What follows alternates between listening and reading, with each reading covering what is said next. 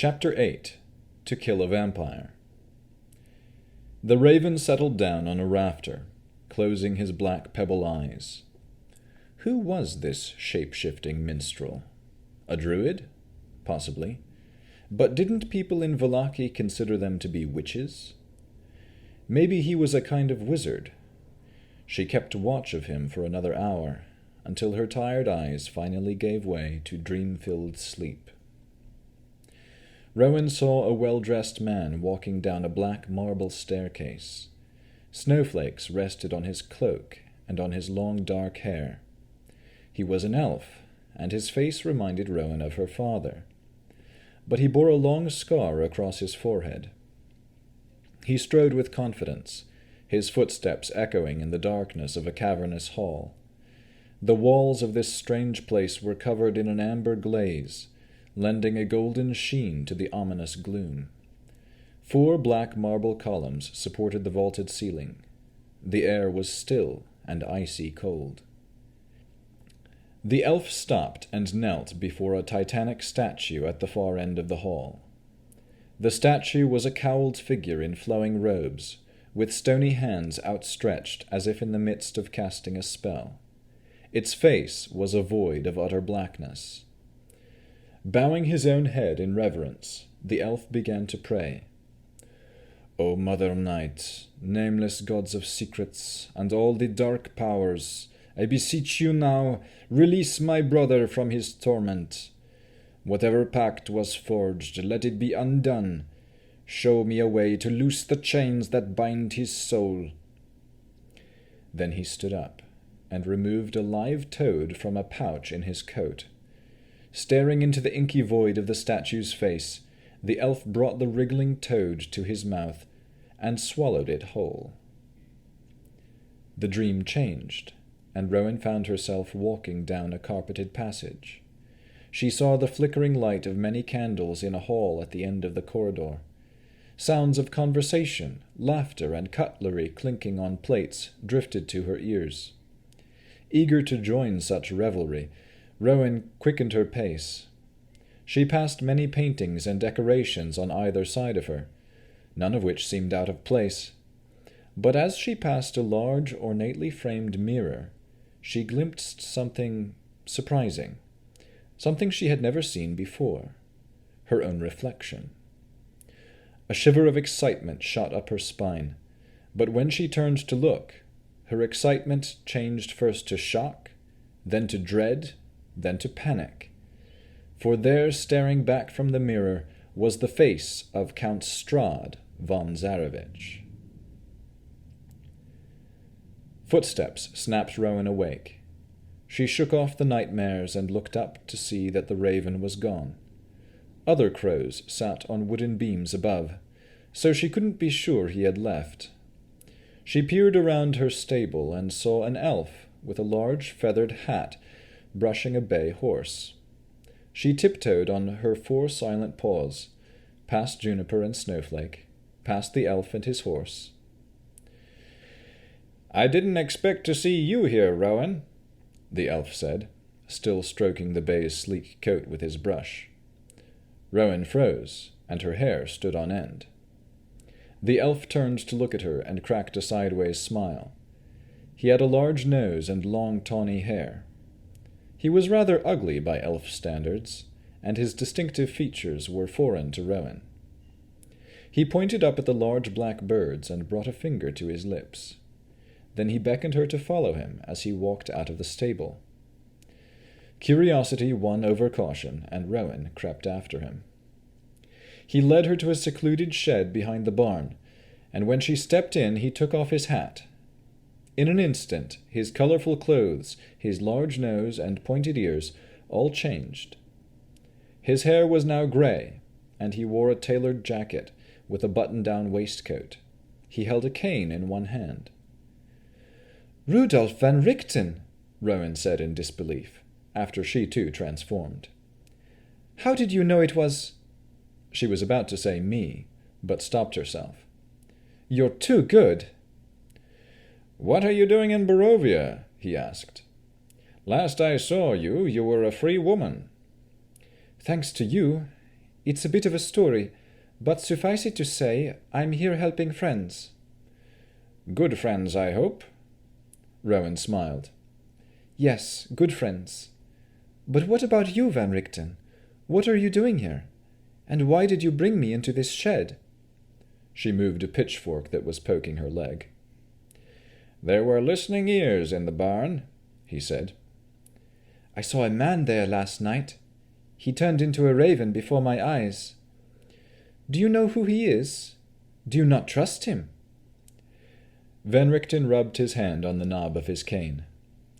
"It's not for me to reveal the secrets of the were-ravens." "Were-ravens?" "But to answer your earlier question," his spectacled eyes narrowed, "I'm here hunting another vampire." "What about my father? Did you kill him?" Van Richten pursed his lips. "No.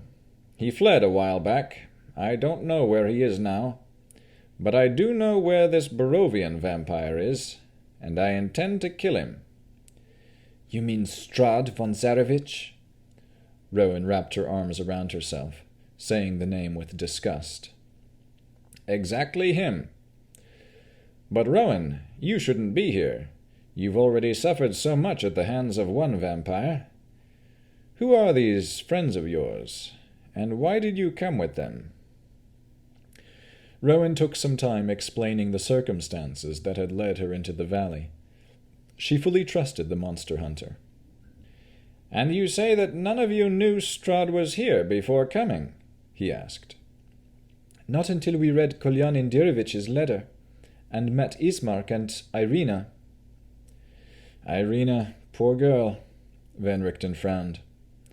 "I'm sure you and your friends are doing your best to help her, but ultimately she won't be safe until that villain is destroyed." "I'd like to help you, Van Richten, but I remember your no-partner policy. Has that curse been lifted? It must be hard not being able to get close to anyone because of it." Van Richten's eyes went dark, and his mouth twisted downward in absolute loathing. "No, Rowan, it has not been lifted, and those who cursed me will rue the day they did." Then, seeing the druid's sympathetic expression, his own countenance changed, and his hard look softened. "It's better you don't come with me, regardless of my curse. Strahd von Zarevich is the most formidable vampire I've hunted yet." "And you think you can take him on your own?" "I've been acquiring allies and knowledge of his weaknesses. Don't worry, it's not as though I would attempt to face the beast sitting on his throne with all his minions at his back. If I can find a way to isolate him, get him while he's sleeping in his coffin. I haven't worked out the details just yet, but I will in time." Rowan's eyes went wide as something he had said triggered a memory. "What did you say? About him being a beast? On his throne?" "I just meant you needn't worry, because my plan is not to go after him while he's awake." "You said you won't face the beast sitting on his throne." "It was just a figure of speech. Rowan, are you all right? Your face has gone pallid." "I'm fine," she said, her mind spinning with realization. "Van Richten, can I bring my friends to meet you? We need to know how to kill vampires too."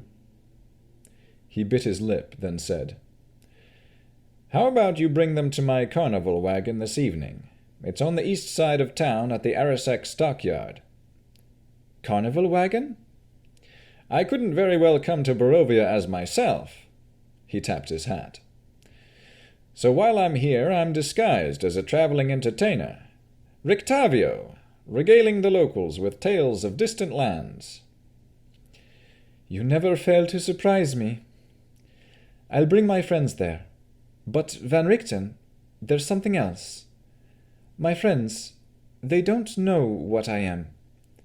Please don't mention anything to do with my father." "I won't. But, Rowan, if they are good friends, as you say, you should tell them.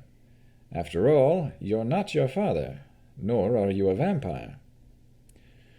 Rowan thought of her last dream and shuddered. All the same. Van Richten donned his feathered hat. His appearance shifted to Rictavio the elf, and he nodded farewell. Rowan ran back to the inn, leaping up the creaky staircase to the bedroom on the second floor. Nivara sat on her bed with Herkomoid and was drawing in her journal. Nivara, where are the others? Having breakfast in the tavern. Oh, Rowan, your hair! You've got straw in it. I don't care. Listen, can I see your journal? I think I've figured out something to do with the cards. Our destiny? Nivara asked, eyes flashing wide. She flipped to the notes from Madame Eva's, and they both scanned the cryptic words. Here it is, Rowan pointed. Your enemy is a creature of darkness, whose powers are beyond mortality. This card will lead you to him. The Jack of Diamonds, the Beast. He sits on his dark throne waiting for you. Nivara, all of this is about Strahd. He is the Beast. Nivara's jaw dropped. These other cards here, she said, pointing to the first four. These must show what will help us against him. This first card, Knowledge of the Ancient, will help you better understand your enemy. The Vistani have what you seek. A missing child holds the key to this treasure's release. Somehow this treasure will help us understand our enemy, Strahd. Nivara was growing more excited. What about the other cards? The second one says, this is a card of power and strength. It tells of a weapon of vengeance, a sword of sunlight. Swords of sunlight, huh? Henry said, walking into the room with Irina. I've figured it out, Rowan told them after Henry shut the door. She repeated what she had told Nivara, to a less exuberant reaction. Don't you see? The cards are about the Lord of Barovia himself. He is the beast who sits on his throne, waiting for us. I think I need a moment, said Irina, sitting down. Rowan, maybe we talk about this later? Henry said, watching Irina. It's just, Irina said. Henry told me some unsettling news about my past. It turns out I was adopted. I never knew, but Father Lucian did. She sighed, and when she saw the concerned looks on Rowan and Nivara's faces, she said, It's all right, though. Of course, I still love the family I grew up with. I wouldn't have it any other way. Now, Rowan, you said the card reading is about Strahd? Yes, Rowan said. She hesitated for a moment, reading Irina's face, then continued. The cards tell what can help us against him. I think we are meant to stop him. Just this morning I met an old friend of mine who came to Barovia for the very purpose of killing Strahd. He invited us to talk with him, and we should ask him about killing vampires. Henry narrowed his eyes. What friend? His name's Rudolph van Richten. Van Richten? Nivara said in awe. He's the greatest monster hunter in the world. He's a hero, a legend. They even say he can bring people back from the dead. How did you meet him? I don't mean to be a naysayer, Whiskers, Henry said. But are you suggesting that we help this man kill Strahd? If that's what we're meant to do, then yes. Rowan's tone and posture were resolute. Are we talking about the same Strahd von Zarevich? Henry asked. The one we saw back at the graveyard, who basically mind-controlled all of us and got a priest's son to kill his own father? The same sick bastard who wants Irina to marry him? That Strahd? Someone needs to take a stand against him, Rowan said. If we don't do it, who will? You just said your friend Rip Van Winkle, or whoever, is going after him. Rowan crossed her arms. It's Van Richten, and he did not have a prophecy read to him. A prophecy? Is that what we're calling it now? Henry crossed his arms as well. I think what Henry's getting at is that Strahd is very powerful, Irina said. As much magic as the three of you may have, We're insignificant compared to a lord like him." Then she turned to Henry. "And correct me if I'm wrong, Henry," she turned back to Rowan and Navarra, "but I don't think Henry likes the idea of having his future predetermined for him by anyone, even a prophecy." Henry nodded with grateful appreciation. "Thank you," he said. "But," continued Irina, "I was there at the card reading too, and I want to see Strahd dead more than anything." "Oh, fiddlesticks!" Navarra jumped off her bed. "I just remembered. I have a job, and I'm late." "You'd better get going then," Henry said. But then I'll miss all the cool things you guys are talking about." She pulled her hands down her cheeks in dismay. "We'll tell you later," Rowan assured her. "Just be back in time to see Van Richten this evening." "I will. You can count on it." Navarra grabbed her pack, and Herkomoid hopped on her shoulders. "Oh, drat," she said, stopping at the door. "There's something else. I was going to go on another date with Vasily this evening. Oh well, he shouldn't mind too much if I cancel, since we're planning a picnic for tomorrow." "You must really like him," Rowan said. "I do. Although," she hesitated, "too bad he's human. No offense, Henry and Irina, but humans have such short lives." "Sounds like the relationship is getting serious," Irina said. Navarra's grip on her pack strap tightened. "What? No. I don't plan on settling down or anything like that for a while. If being a human is his only fault, he sounds like the perfect man," Irina grinned. Navarra blushed. "I mean, the only other thing I would fault him for is for his lack of combat skills. I like a man who can handle himself in a fight." She opened the door. "Anyway, farewell. And I must say, Henry, you remind me of a beaver I once knew with 2 heads." When Navarra left, Henry turned to the others. "Does anyone else wonder what kind of patron she must have to make her say crazy stuff like that?" "I don't know," Irina said. "Maybe you do look like a beaver with 2 heads." Rowan, who was sitting on Navarra's bed, noticed an owl at the open window. It was looking directly at her. She ran over to it.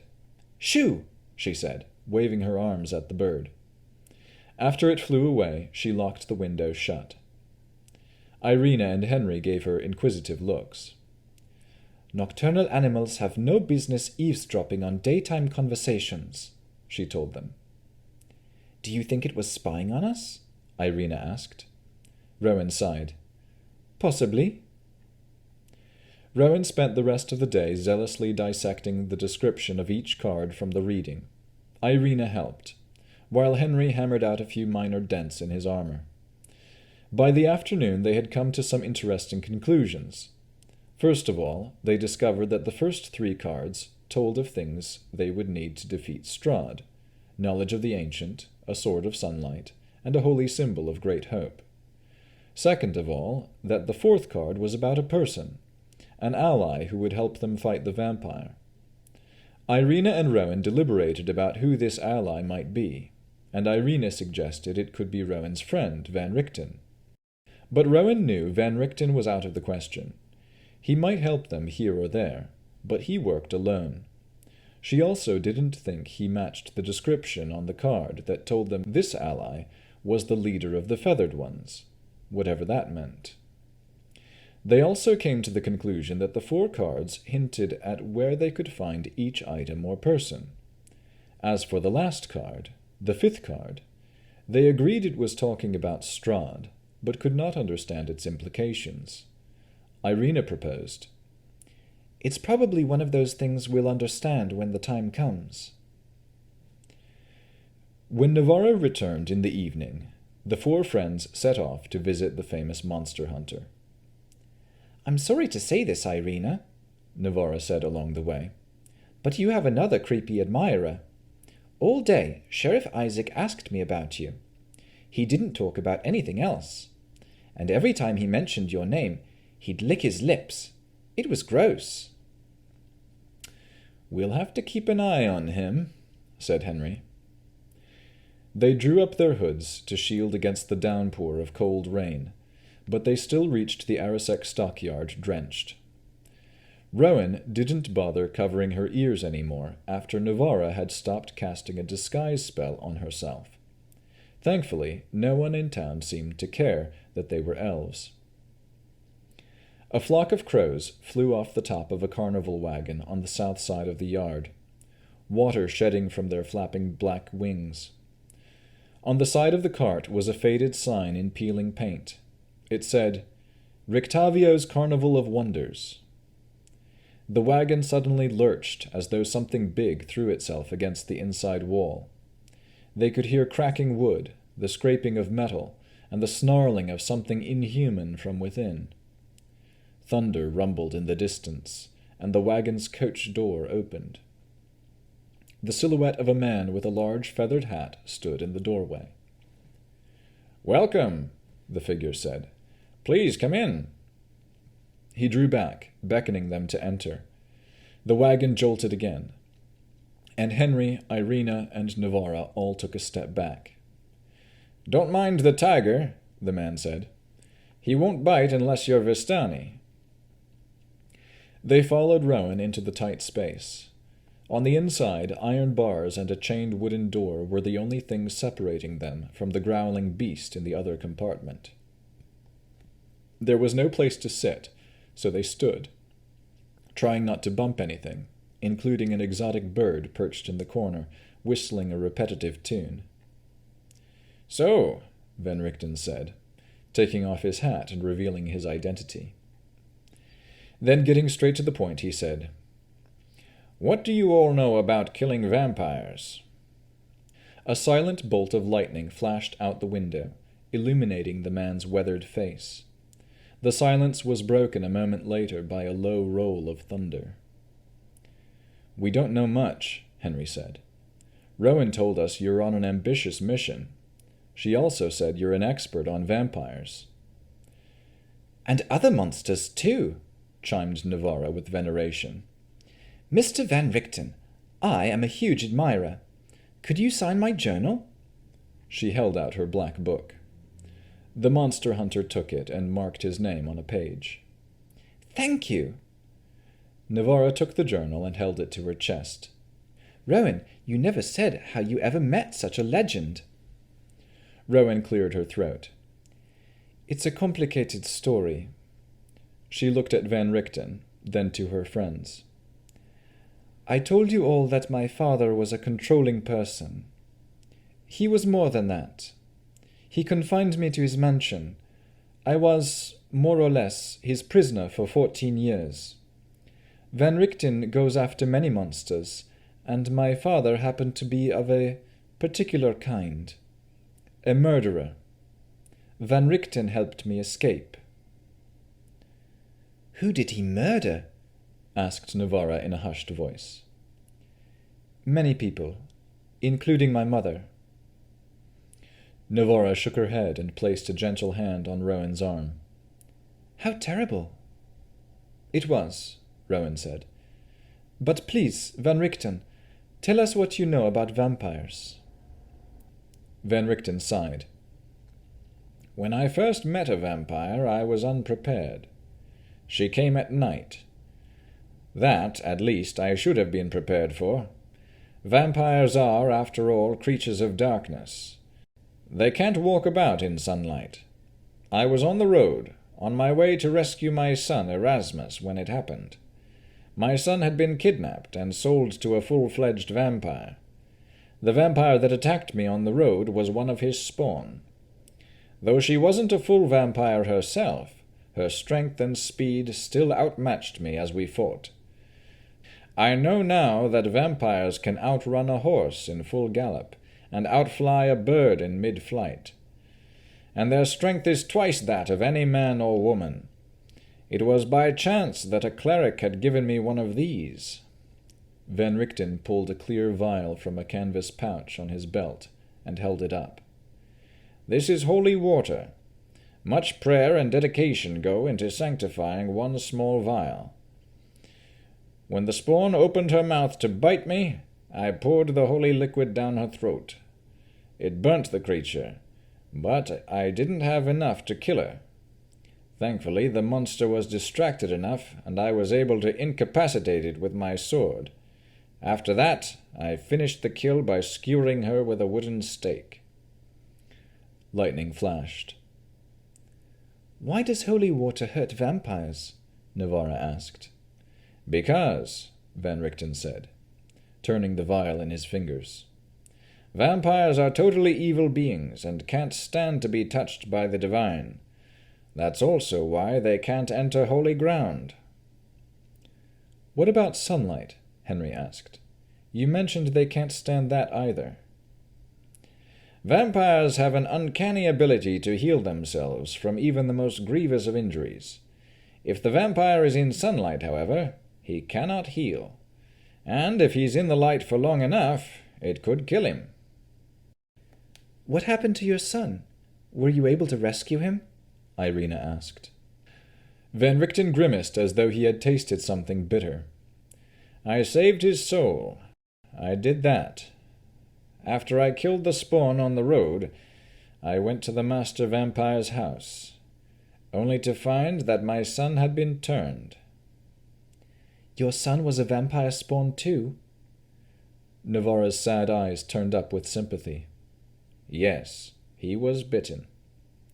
At this, Irina reached for the choker around her neck and fiddled with the lace.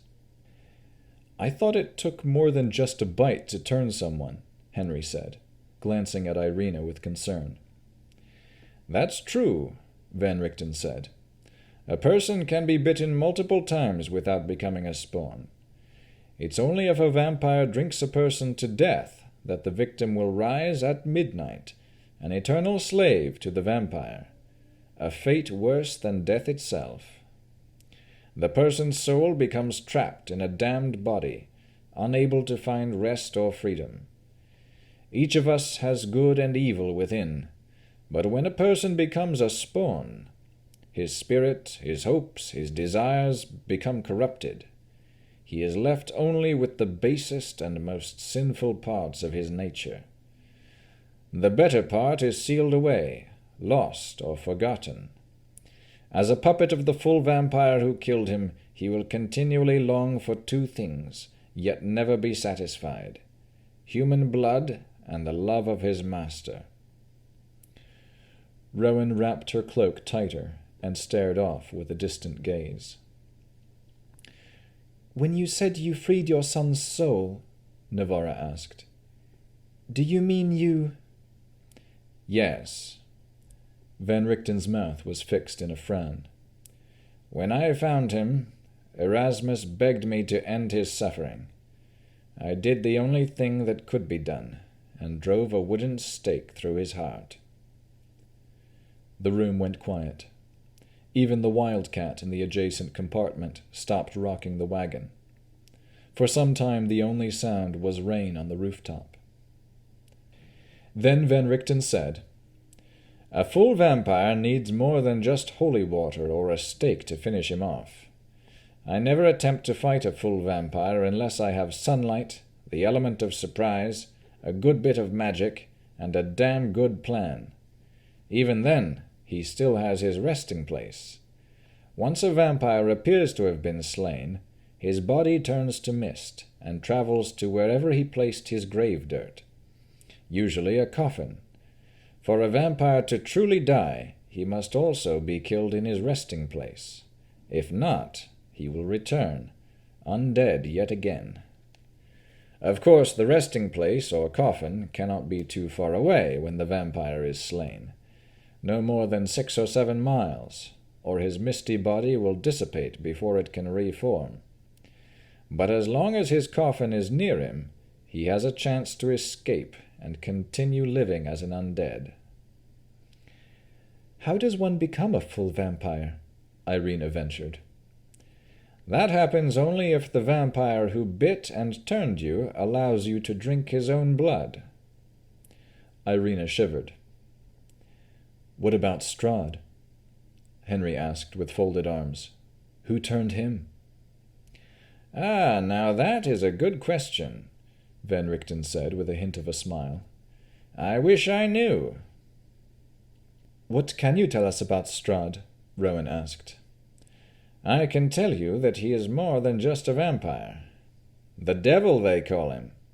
Strahd is a deadly enemy, and he has vanquished countless opponents. Anyone who's lived in Barovia can tell you stories of those who have tried and failed to defeat him. His skill with a sword is legendary, and his knowledge of magic is beyond compare. But what his enemies should fear most is his cunning intellect. Lightning flashed and thunder cracked, shaking the wagon violently. Van Richten's eyes bored into each of them. I've been gathering information on Strahd von Zarevich for years, and I'm still nowhere close to uncovering all his secrets. But one thing I do know. He has been ruling Barovia for at least a couple 100 years, and if you were a vampire and wanted to ensure an enemy could never kill you, what would you do? The four of them shook their heads, unable to guess. Barovia is a large valley, he continued. If I were him, and I knew I must be within a few miles of my coffin to survive death, I would have more than one.